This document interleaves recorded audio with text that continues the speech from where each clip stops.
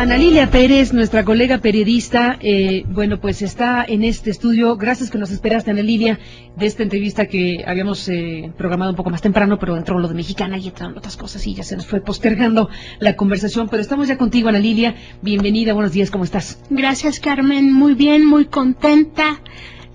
Por dos razones. Primero, finalmente está concluido este trabajo de investigación que me llevó varios años y sobre todo por el contenido de la información que ha traído diversas implicaciones.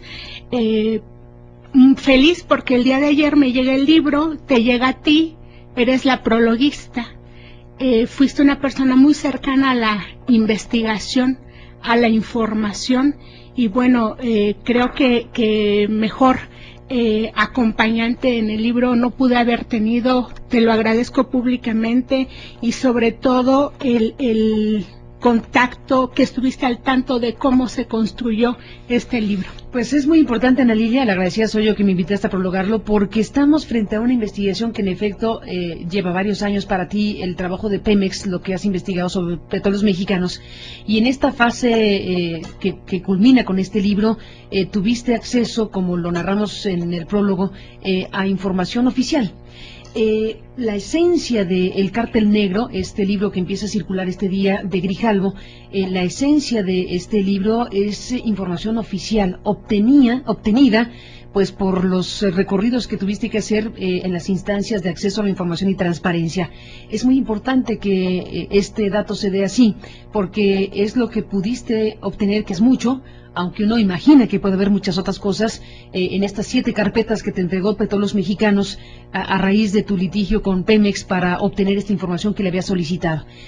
Finalmente, a pesar de que estaba tachoneada parte de la información, lograste retratar algo que es muy delicado: el grado de presencia criminal en Petróleos Mexicanos, el tipo de capítulos y de incidentes relacionados con el crimen organizado y Petróleos Mexicanos, que es la principal empresa de este país. Y bueno, no digo más porque el Cártel Negro arroja luces muy inquietantes de lo que está sucediendo en este momento con estas dos variables, Pemex y crimen organizado. Cuéntanos de los ejes de la investigación, de los hallazgos de investigación y de lo que está soportado con documentos oficiales obtenidos de esta manera. Cuando hablamos, Carmen, de crimen organizado, en este caso estamos hablando de un crimen organizado corporativo.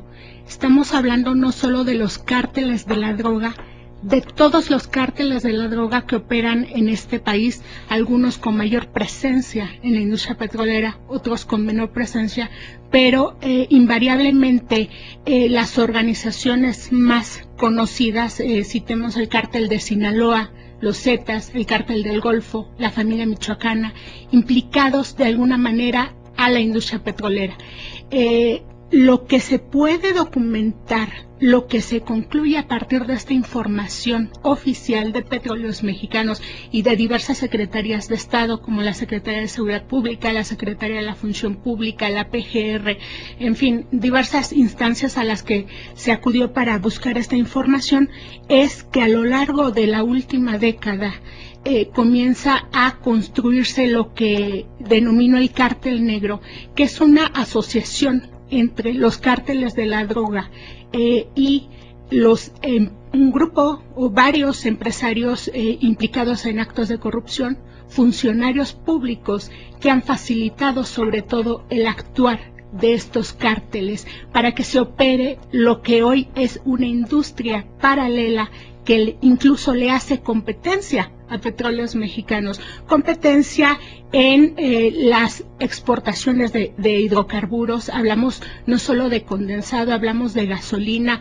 hablamos de materias primas, le hace competencia en el abasto de gasolina a las franquicias oficiales de Petróleos Mexicanos. Y bueno, aquí hablamos también de lavado de dinero a través de compañías fachada que hoy son contratistas de Petróleos Mexicanos. Tradicional lavado de dinero que durante muchos años se ha hecho a través de las franquicias gasolineras, pero que en este libro se documenta cómo es posible llegar a lavar dinero sucio en estas franquicias. La conclusión a la que yo llego en esta investigación es que hoy día no se sabe a ciencia cierta en cuántas de las funciones, en cuántas de las operaciones o negocios oficiales que tiene Petróleos Mexicanos está metida la mano del crimen organizado. Cuando hablamos de criminalidad, hablamos de la implicación desde funcionarios de muy alto nivel hasta los obreros de plataformas, los obreros de campo.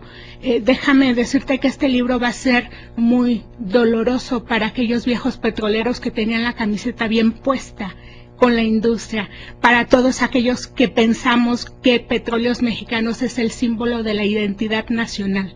Petróleos Mexicanos está sumido hoy más que nunca en una maraña de corrupción que ha convertido a la principal empresa en una beta de negocios de los cárteles y de aquellos funcionarios que han facilitado la operación de estos cárteles. Hay una parte muy grave dentro de esta investigación, que es el consumo de droga al interior de Petróleos Mexicanos. Casi al final de este libro se hace una relatoría basada en estos documentos oficiales que proporciona la Gerencia de Seguridad Física de Pemex, que es la policía interna, un grupo constituido básicamente por militares y exmilitares, donde ellos registran algunos hallazgos, que citaré 2 o 3. Por ejemplo, un 10 de febrero en el complejo petroquímico Cangrejera se descubre a trabajadores ebrios, drogados, armados. En una revisión que se hace en un mes de septiembre, a las plataformas petroleras se detecta a empleados que traen entre sus overoles envoltorios de marihuana. Se descubre cocaína, se descubren armas, se descubre pornografía en las plataformas que se supone son las áreas más vigiladas de seguridad nacional. Es muy grave la escalada de corrupción que ha llevado a la degradación de la industria petrolera. Hay una parte muy peculiar que es con la que abre el libro, si me permites la leeré, son 4 párrafos y es un corrido. Déjame hacer una pausa y nos lo des.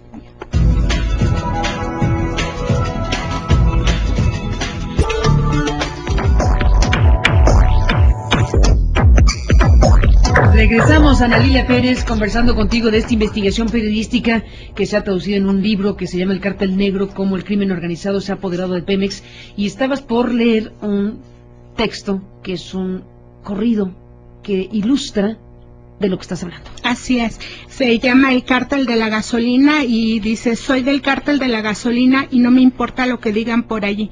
Me pego al tubo y creo que no es delito, pues muchas veces me han robado ellos a mí.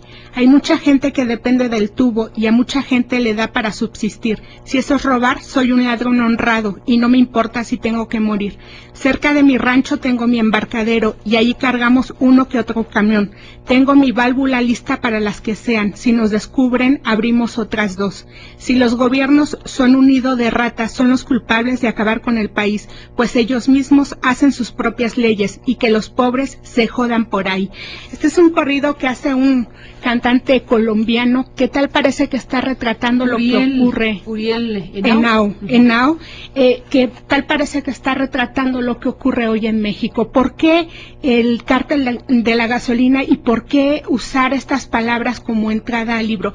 Porque bajo esta lógica de que todos roban, que los funcionarios transan, que los funcionarios operan los delitos de cuello blanco que ocurren en Petróleos Mexicanos, de ahí para abajo toda la estructura se cree con derecho de ordeñar combustible. Te hablaba yo de los empleados de las refinerías, por ejemplo, que hacen una ordeña masiva, los encargados, los directivos, y hacen una ordeña hormiga los empleados de más bajo nivel. Y esa es la escalada de complicidades que ha llevado a que el cártel negro se fortalezca como la principal competencia de Petróleos Mexicanos. Dime una cosa, Ana Lilia Pérez, Petróleos Mexicanos tiene una larga historia de luces y sombras, y en las sombras una larga historia en materia de corrupción. ¿Cómo es que las viejas historias o las tradicionales historias en torno a Pemex de corrupción están ahora mezcladas o sobrepuestas o transmutadas, o cuál es la palabra que tú utilizarías para hablar de este fenómeno de corrupción ahora asociado directamente a organizaciones del crimen organizado, tal y como lo reportas en el libro. Es precisamente esa vieja estructura, ese viejo modus operandi o el dejar hacer y dejar pasar de corrupción que impera en Petróleos Mexicanos y que innegablemente nos lleva, por ejemplo, al sindicato petrolero, el que creó ese caldo de cultivo en el cual las organizaciones criminales, los cárteles de la droga cayeron en blandito, ¿no? Hay un pasaje que te citaré muy brevemente donde los encargados de seguridad física de Petróleos Mexicanos descubren un grupo, un comando armado que trae playeras con siglas de la AFI y que se identifican como miembros del cártel del Golfo. Esto ocurre en Veracruz y que les cuestionan que por qué están ordeñando una pipa completa, están rellenando de una toma clandestina, y estos miembros del cártel del Golfo les comentan que su negocio es la droga, pero el negocio está flojo, y ellos aluden también a esta especie de guerra oficial del gobierno de Felipe Calderón para favorecer a el cártel de Sinaloa, y que entonces las otras organizaciones criminales tienen que robar hidrocarburos para poder sobrevivir. ¿Esta historia que nos cuentas está tomada de dónde? Esta historia está tomada de esos documentos que la Gerencia de Seguridad Física tuvo que entregarme por fallo del IFAI, y que, bueno, a pesar de que están tachoneadas, como tú bien describes en el prólogo, se obtiene información o estos diálogos que resultan tan reveladores, tan ilustrativos de lo que ocurre en Petróleos Mexicanos, y que, bueno, tampoco es un secreto que Petróleos Mexicanos actualmente enfrenta presentó demandas contra diversas compañías mexicanas, compañías estadounidenses, compañías europeas que se surten de materias primas de hidrocarburos con organizaciones vinculadas a los cárteles de la droga. Es decir, a pesar de que están ahí los litigios, lo que ha ocurrido en Pemex oficialmente es que hay una especie de silencio criminal que yo le llamo el omerta, porque es este silencio oficial el que ha dejado crecer el problema también.